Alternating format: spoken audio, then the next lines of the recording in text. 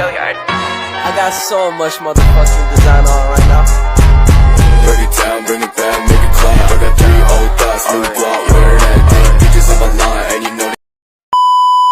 Assalamualaikum warahmatullahi wabarakatuh. Halo guys, welcome back to my YouTube channel. Di video kali ini, saya akan mempresentasikan tentang laporan praktik kerja industri di Apotek Syafaka. Sebelum itu, izinkan saya memperkenalkan diri saya terlebih dahulu. Nama saya Diana Vianata dari jurusan Farmasi Klinis dan Industri yang ada di SMK Duta Karya Kudus. Untuk di bab pertama ini dibagi menjadi 3 bagian, yaitu ada latar belakang, tujuan, dan manfaat. Untuk pengertian latar belakang sendiri yaitu prakerin atau praktek kerja industri merupakan suatu kegiatan pelatihan lapangan yang dirancang untuk memberikan pengalaman, pengetahuan, dan keahlian praktis kepada siswa khususnya mengenai obat-obatan dan edukasi komunikasi ke pasien atau masyarakat agar nantinya siswa memasuki dunia kerja akan lebih siap dan mandiri.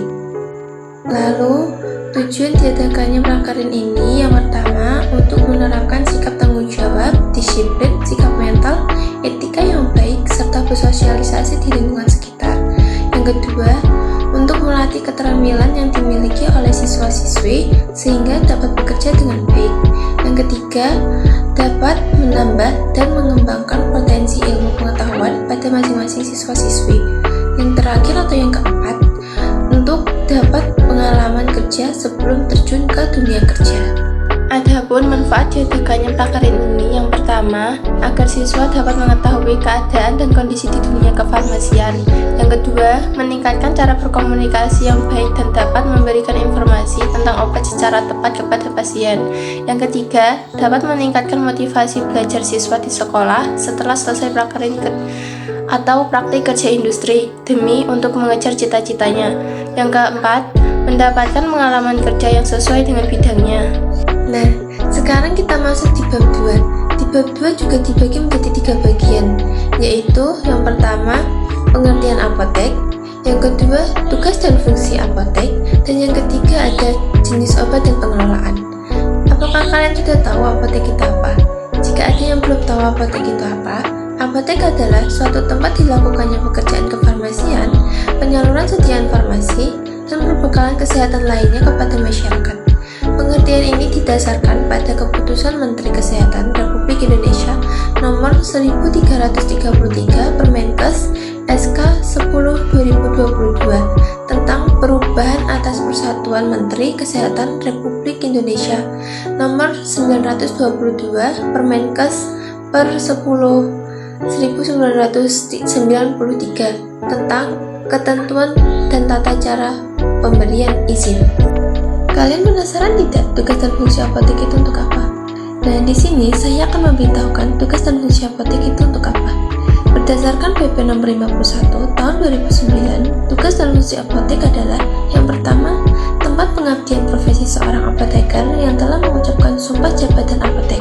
Yang kedua, sebagai sarana pelayanan yang dapat dilakukan pekerjaan kefarmasian berupa peracikan, pengobahan bentuk, pencampuran, dan penyerahan obat.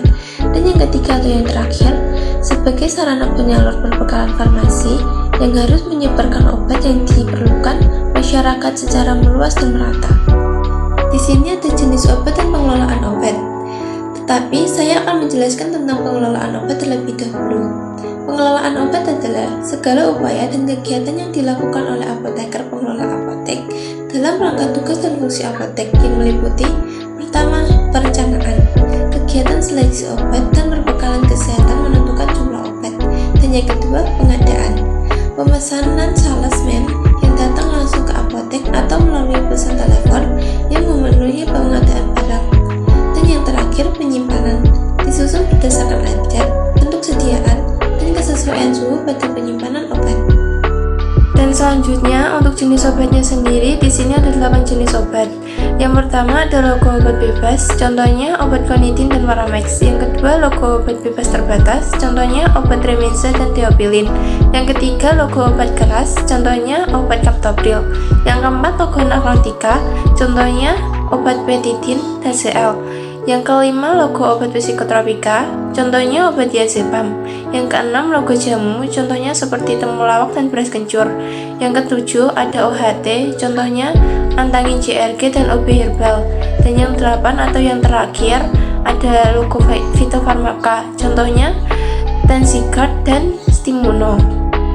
Nah, di sini kita sudah sampai di bab 3. Di bab 3 ini juga dibagi menjadi 3 bagian, yaitu ada visi misi, struktur organisasi, dan jam kerja. Untuk visi misinya sendiri, yaitu untuk visinya menjadi apoteker yang terpercaya serta mampu bersaing secara bisnis dan memberikan pelayanan kefarmasian yang profesional kepada pasien dengan menerapkan pharmaceutical care secara menyeluruh. Untuk misinya di sini ada 5. Yang pertama adalah menjelaskan praktik kefarmasian sesuai dengan standar pelayanan kefarmasian di apotek dan berpedoman pada cara praktik kefarmasian yang baik atau JPKB. Yang kedua, menjadi mitra kesehatan bagi masyarakat dengan memberikan pelayanan yang mengutamakan kepuasan konsumen. Yang ketiga, melaksanakan pelayanan kefarmasian baik pada masyarakat maupun instalasi kesehatan lainnya dengan tepat, cepat, efektif, terpercaya, informatif, dan ramah, serta mampu menerapkan prinsip pharmaceutical care. Yang keempat, memiliki sumber daya manusia yang berperilaku baik, jujur, dan sopan dengan keahlian yang sesuai pada bidang masing-masing dan tetap menerapkan standar pelayanan kefarmasian. Yang kelima, melakukan kinerja apotek yang berlandaskan kode etik apoteker dan peraturan perundang-undangan. Selanjutnya ada struktur organisasi. Untuk pemilik sarana apotek atau SPA dan apoteker pengelola apotek atau APA, ada Ibu Apoteker Aprina Indrianita S.Farm. Untuk asisten apoteker S1, ada Putri Hardiati S.Farm dan Hilda Fatmawati S.Farm. Untuk asisten apoteker SMK, ada Nandini Sevina Lestari, Muhammad bin Sardia Ulhaq, Anggi Andriani, dan Chelsea Febriasari. Nah, sekarang kita sudah memasuki jam kerja. Untuk apotek Syafaqah sendiri buka setiap hari dari jam setengah 8 pagi sampai jam 9 malam. Nah, sekarang kita sampai di bab 4 yang dibagi menjadi 2 bagian, yaitu waktu dan tempat kerja dan pengelolaan apotek. Nah, untuk waktu dan tempat kerjanya berisikan tentang kegiatan praktek kerja lapangan yang dilaksanakan selama 2 bulan dari tanggal 1 Maret sampai 30 April 2023 dengan pembagian shift pagi dari jam setengah 8 pagi sampai jam setengah 3 sore dan shift siang dari jam 1 siang sampai jam 8 malam atau dari jam 2 siang sampai jam 9 malam yang dilaksanakan di apotek Syafaqah yang beralamat di Desa Piji, RT 5 RW 2 Daweh Kudus. Lalu kita masuk di pengelolaan apotek. Yang pertama ada perencanaan yang bertujuan untuk menghindari kekosongan obat maupun alat kesehatan. Maka dari itu apotek Syafaqah setiap harinya dilakukan pengecekan terhadap obat-obatan, terutama obat-obat yang fast moving. Yang kedua ada pengadaan barang yang memiliki alur dari buku defekta atau buku catatan yang mau habis, lalu ke surat pesanan yang dibuat oleh AA, lalu ke sales PBF. Yang ketiga ada penerimaan barang, juga memiliki alur dari PBF diberikan kepada petugas atau AA, lalu membuat tanda terima barang pada faktur. Yang keempat atau yang terakhir ada penyimpanan barang yang juga memiliki alur dari barang diterima oleh petugas AA, lalu dicatat dalam buku pembelian dan kartu stok. Dan terakhir, disimpan ke gudang atau etalase menggunakan metode FIFO. Kita masuk di bab terakhir yaitu bab 5. Untuk kesimpulan dari saya yaitu, apotek Syafaqah merupakan salah satu sarana pelayanan kesehatan dalam membantu mewujudkan tercapainya derajat kesehatan yang terbaik bagi masyarakat, dan juga sebagai salah satu tempat pengabdian profesi apoteker dalam melakukan pekerjaan kemanfaatan.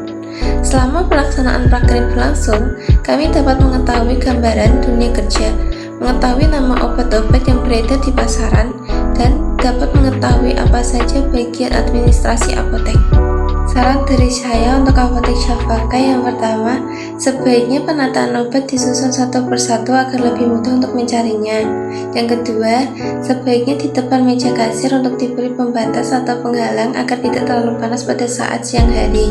Yang ketiga, peningkatan kedisiplinan petugas yang mengerjakan peracikan untuk menggunakan masker dan sarung tangan supaya obat tidak terkontaminasi dan petugas juga tidak terkontaminasi oleh obat-obat yang diracik. Di sini ada beberapa foto yang saya lampirkan. Ada foto saat penerjunan, foto melakukan tensi kepada pasien, menyetok obat, melakukan bimbingan kepada pembimbing, foto apotek Syafaka tampak depan, foto rak obat sirup, foto rak obat paten, ruang konsultasi, dan foto rak obat tampak depan. Ini tabel prakerin saya selama kegiatan prakerin 2 bulan. Ini daftar pustakanya.